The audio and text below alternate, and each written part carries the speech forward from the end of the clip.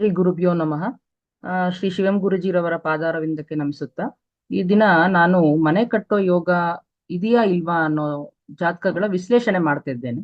ಜಾತಕದಲ್ಲಿ ಯಾರಿಗೆ ಮನೆ ಕಟ್ಟೋ ಯೋಗ ಇದೆ ಅಥವಾ ಇಲ್ಲ ಅಂತ ತಿಳ್ಕೊಬೇಕಾದ್ರೆ ಪ್ರತಿಯೊಬ್ಬರ ಜಾತಕದಲ್ಲಿ ಶುಕ್ರ ಮನೆಗೆ ಕಾರಕರಾಗ್ತಾರೆ, ಹಾಗೆ ಬುಧ ನಿವೇಶನಕ್ಕೆ ಕಾರಕರಾಗ್ತಾರೆ.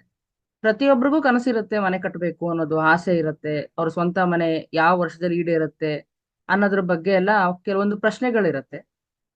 ಈಗ ನಾನು ಆ ಕೆಲವೊಂದು ಜಾತಕದಲ್ಲಿ ಅದನ್ನ ವಿಶ್ಲೇಷಣೆ ಮಾಡೋ ಪ್ರಯತ್ನ ಮಾಡ್ತಾ ಇದ್ದೀನಿ. ಮೊದಲಿಗೆ ದಯಾನಂದ ಅನ್ನೋರ ಜಾತಕ ತಗೊಳ್ಳೋಣ. ಇದೊಂದು ಪುರುಷ ಜಾತಕ. ಈ ಜಾತಕದಲ್ಲಿ ಶುಕ್ರ ಗ್ರಹರು ನೀಚಾಭಿಲಾಷಿ ಆಗಿರೋದ್ರಿಂದ ಇವರಿಗೆ ಮನೆ ಕಟ್ಟೋ ಮನಸ್ಥಿತಿ ಇರುತ್ತೆ. ಈ ಜಾತಕರಿಗೆ ಮೊದಲನೇ ಮನೆಯಲ್ಲಿ ಶುಕ್ರ ಹಾಗೂ ಬುಧ ಗ್ರಹರ ಸಂಯೋಗ ಇರೋದ್ರಿಂದ ಇವರಿಗೆ ಮನೆ ಕಟ್ಟೋ ಯೋಗನೂ ಇರುತ್ತೆ. ಹಾಗೆ ಎಲ್ಲಿ ಮನೆ ಕಟ್ಟಬೇಕು, ಯಾವ ತರ ಮನೆ ಕಟ್ಟಬೇಕು ಅನ್ನೋದೊಂದು ಪ್ರಶ್ನೆಗೆ ಉತ್ತರ, ಯಾರ ಜಾತಕದಲ್ಲಿ ಶುಕ್ರ ಗ್ರಹರು ಕಟಕ, ವೃಶ್ಚಿಕ, ಮೀನರಾಶಿಯಲ್ಲಿ ಸ್ಥಿತರಾಗಿರ್ತಾರೋ ಇಂಥವರು ಹಳ್ಳಿ, ಸ್ಲಮ್ಮು, ಮೋರಿ, ಸ್ಮಶಾನ, ಕೆರೆ ಅವುಗಳ ಹತ್ರ ಮನೆ ಕಟ್ಟುವಂತ ಯೋಗ ಇರುತ್ತೆ. ಇವರಿಗೆ ನೀರಿನ ಸೌಕರ್ಯ ಕೂಡ ಯಥೇಚ್ಛವಾಗಿ ಇರುತ್ತೆ ಮತ್ತು ಭೂಮಿ ನೀರಿನ ಅಂಶದಿಂದ ಕೂಡಿರುತ್ತೆ. ಹಾಗಾಗಿ ಇವರು ತುಂಬಾ ಸ್ಟ್ರಾಂಗ್ ಫೌಂಡೇಶನ್ ಹಾಕ್ಬೇಕಾಗತ್ತೆ. ಅದಲ್ಲದೆ ಇವರಿಗೆ 9ನೇ ಮನೆಯಲ್ಲಿ ಶುಕ್ರರಿಗೆ ಚಂದ್ರನ ಸಂಯೋಗ ಇರೋದ್ರಿಂದ ಇವರು ಕಟ್ಟುವ ಮನೆಯಲ್ಲಿ ತುಂಬಾ ಶೀತ ಅಥವಾ ಕೋಲ್ಡ್ ವಾತಾವರಣ ಇರುತ್ತೆ. ಹೀಗಾಗಿ ಇವರು ಮನೆ ಕಟ್ಟುವಾಗ ಮಧ್ಯದಲ್ಲಿ, ಅಂದ್ರೆ ಮನೆ ಮಧ್ಯದಲ್ಲಿ ಸೂರ್ಯನ ಬೆಳಕು ಬೀಳೋ ಹಾಗೆ ಮನೆ ಕಟ್ಟಬೇಕು. ಅದು ಅಲ್ಲದೆ ಇವರ ಜಾತಕದಲ್ಲಿ 9ನೇ ಮನೆಯಲ್ಲಿ ಶುಕ್ರರಿಗೆ ಚಂದ್ರನ ಸಂಯೋಗ ಇರೋದ್ರಿಂದ ಸ್ವಂತ ಮನೆ ಕಳೆದುಕೊಳ್ಳುವಂತ ಯೋಗ ಸಹ ಇವರಿಗಿರುತ್ತೆ. ಈಗ ಎರಡನೇ ಜಾತಕ ನೋಡೋಣ. ಇದು ಭವ್ಯರವರ ಜಾತಕ. ಇದು ಒಂದು ಸ್ತ್ರೀ ಜಾತಕ.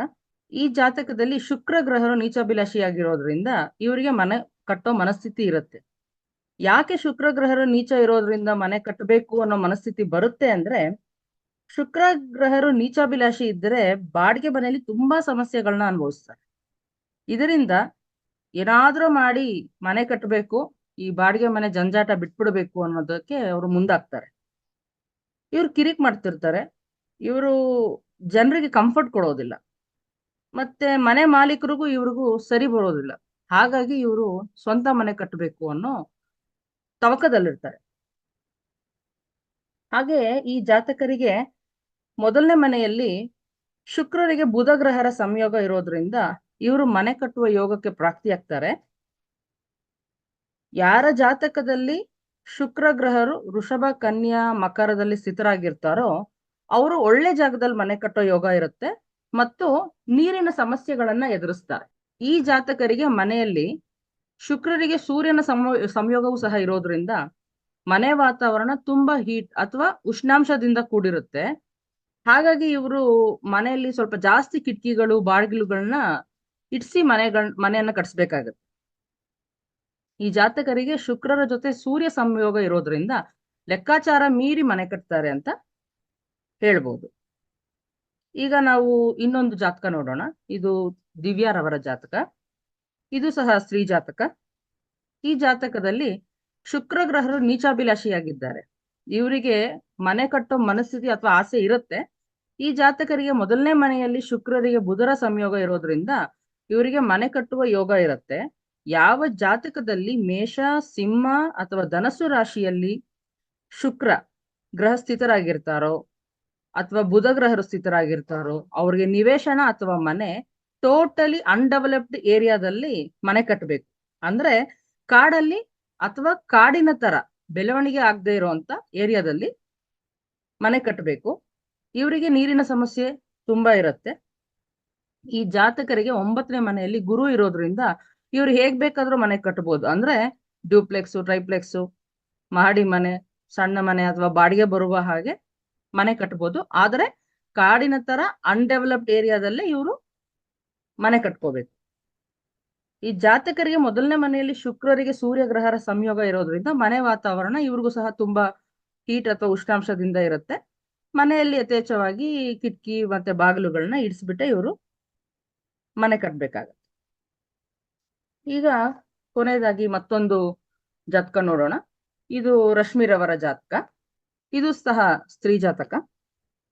ಈ ಜಾತಕದಲ್ಲಿ ಶುಕ್ರ ಗ್ರಹರು ಉಚ್ಚಾಭಿಲಾಷಿಯಾಗಿದ್ದಾರೆ.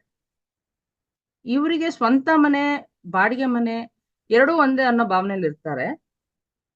ಇವರಿಗೆ ಸ್ವಂತ ಮನೆ ಮಾಡ್ಬೇಕು ಅನ್ನೋ ಮನಸ್ಸು ಬರಲ್ಲ ಅಥವಾ ಇರೋದಿಲ್ಲ. ಇವರಿಗೆ ಬಾಡಿಗೆ ಮನೆಯನ್ನ ಸ್ವಂತ ಮನೆ ಅನ್ನೋ ಭಾವನೆಯಿಂದ ಬದುಕ್ತಿರ್ತಾರೋ. ಶುಕ್ರ ಉಚ್ಚಾಭಿಲಾಷಿ ಇರೋದ್ರಿಂದ ಇವರು ತುಂಬಾ ಹಂಬಲಾಗಿರ್ತಾರೆ. ಹಾಗಾಗಿ ಮನೆ ಬಾಡಿಗೆ ಕೊಟ್ಟು ಮನೆ ಮಾಲೀಕರು ಇವ್ರನ್ನ ಮನೆ ಖಾಲಿ ಮಾಡೋದಕ್ಕೆ ಬಿಡೋದಿಲ್ಲ.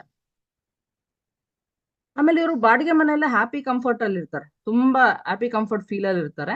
ಸೊ ಇವ್ರಿಗೆ ಇನ್ವೆಸ್ಟ್ಮೆಂಟ್ ಐಡಿಯಾಸು ಇರಲ್ಲ. ನಾನು ಇವತ್ತು ಸೈಟ್ ತಗೋಬೇಕು ಅಥವಾ ನಾನು ಮನೆ ಕಟ್ಕೋಬೇಕು, ಮುಂದಕ್ಕೊಂದಿನ ಮನೆ ಕಟ್ಕೊಳ್ಬೇಕು ಅನ್ನೋದು ಅವ್ರಿಗೆ ಇನ್ವೆಸ್ಟ್ಮೆಂಟ್ ಐಡಿಯಾಸ್ ಸಮೇತ ಅವ್ರಿಗೆ ಇರೋದಿಲ್ಲ. ಆಮೇಲೆ ಯಾಕೆ ಶುಕ್ರ ಉಚ್ಚಾಭಿಲಾಷಿ ಇರುವವರು ಸ್ವಂತ ಮನೆ ಹೊಂದೋದಿಲ್ಲ ಅಂತ ನೋಡೋದಾದ್ರೆ, ಇವರು ಕಂಫರ್ಟ್ ಕೇಳ್ತಾರೆ. ಅನ್ಡೆವಲಪ್ಡ್ ಏರಿಯಾನ ಇಷ್ಟಪಡೋದಿಲ್ಲ. ಎಲ್ಲರ ಜೊತೆ ರಿಲೇಶನ್ಶಿಪ್ ಚೆನ್ನಾಗಿ ಇಟ್ಕೊಳ್ಳೋ ಉದ್ದೇಶದಿಂದ ಸ್ವಂತ ಮನೆ ಕಟ್ಟಿದ್ರು ಸಹ ಇವರು ಬಾಡಿಗೆ ಮನೆಗೆ ಹೋಗ್ತಾರೆ. ಡೆವಲಪ್ಡ್ ಏರಿಯಾಗಳಲ್ಲಿ ಎಲ್ಲಾ ರೀತಿಯ ಸೌಕರ್ಯಗಳು ಕೈಗೆಟುಕೋ ಪ್ರೈಸ್ಗೆ ಇರಬೇಕು ಅನ್ನೋ ಉದ್ದೇಶದಿಂದ ಇವರು ಮನೆ ಕಟ್ಟೋ ಪ್ರಯತ್ನವನ್ನ ಬಿಟ್ಟೇ ಬಿಡ್ತಾರೆ. ಕಟ್ಟಿದ್ರೆ ನಾನು ಒಳ್ಳೆ ಏರಿಯಾದಲ್ಲಿ ಎಲ್ಲ ಟೋಟಲ್ ಆಗಿ ನನ್ನ ಕೈಗೆ ಸಿಗುವಂತ ಪ್ರೈಸ್ ಅಲ್ಲಿ ಕಟ್ಟಬೇಕು, ಇಲ್ಲಾಂದ್ರೆ ನಾನು ಕಟ್ಟೋದೇ ಬೇಡ ಅನ್ನೋ ತರ ಮನಸ್ಥಿತಿ ಇರುತ್ತೆ ಇವ್ರಿಗೆ. ಸೈಟ್ ಕೂಡ ನನಗೆ ವಾಸ್ತು ಪ್ರಕಾರ ಇರಬೇಕು ಅಂತಾರೆ. ಆಮೇಲೆ ಲಕ್ಸುರಿ ಕೇಳೋದ್ರಿಂದ ಬ್ಯಾಲೆನ್ಸ್ ಮಾಡಕ್ ಸಾಧ್ಯ ಆಗೋದಿಲ್ಲ. ರೋಡ್ ತುಂಬಾ ಅಗಲವಾಗಿರ್ಬೇಕು ಅಂತಾನು ಬಯಸ್ತಾರೆ. ಆಮೇಲೆ ಇವರಿಗೆ ಬುಧ ಕೂಡ ನೀಚಾಭಿಲಾಷಿ. ಹಾಗಾಗಿ ಇವರಿಗೆ ಕಾರ್ಯ ಸಾಧನೆ ಮಾಡೋ ಕ್ರಮ ಗೊತ್ತಿರಲ್ಲ. ಹಂತ ಹಂತವಾಗಿ ಮುಂದುವರಿಯೋ ಕ್ರಮಬದ್ಧತೆ ಇವ್ರಿಗಿರಲ್ಲ. ಯಾರ ಜಾತಕದಲ್ಲಿ ಬುಧರಿಗೆ ಶತ್ರುಗಳ ಸಂಯೋಗ ಅಂದ್ರೆ ಶತ್ರು ಗ್ರಹಗಳ ಸಂಯೋಗ ಇರುತ್ತೆ, ಅಂದ್ರೆ 1, 5, 9ನೇ ಮನೆಯಲ್ಲಿ ಕುಜ, ಶನಿ, ಚಂದ್ರ, ಕೇತು, ರಾಹು ಇದ್ರೆ ಇವರಿಗೆ ಬುಧ ಕೆಟ್ಟಿದ್ದಾರೆ ಅಂತ ಅರ್ಥ. ಒಂದು ವೇಳೆ ಇವರು ಮನೆ ಕಟ್ಟುವ ಪ್ರಯತ್ನ ಮಾಡಿದ್ರೂ ಸಹ 9ನೇ ಮನೆಯಲ್ಲಿ ಮಂಗಳ ಗ್ರಹರ ಸಂಯೋಗ ಇರೋದ್ರಿಂದ ಇವರು ಮನೆ ಕಟ್ಟೋದು ಸಂಪೂರ್ಣ ಆಗಲ್ಲ ಅಂತ ಹೇಳ್ಬೋದು. ಮನೆ ಕಟ್ಟಿದ್ರೂ ಸಹ ಚಂದ್ರನಿಗೆ 9ನೇ ಮನೆಯಲ್ಲಿ ಕೇತು ಸಂಯೋಗ ಇರೋದ್ರಿಂದ ಜಾತಕರೇ ಮನೆಯನ್ನ ಮಾರ್ತಾರೆ ಅಂತ ಹೇಳ್ಬೋದು.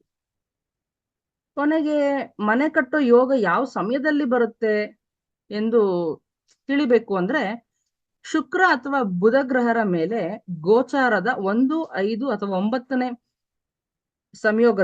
ಸಂಯೋಗದ ವರ್ಷದಲ್ಲಿ ಜಾತಕರಿಗೆ ನಿವೇಶನ ಅಥವಾ ಮನೆ ಕಟ್ಟುವ ಯೋಗ ಇರುತ್ತೆ ಎಂದು ತಿಳಿಸುತ್ತಾ,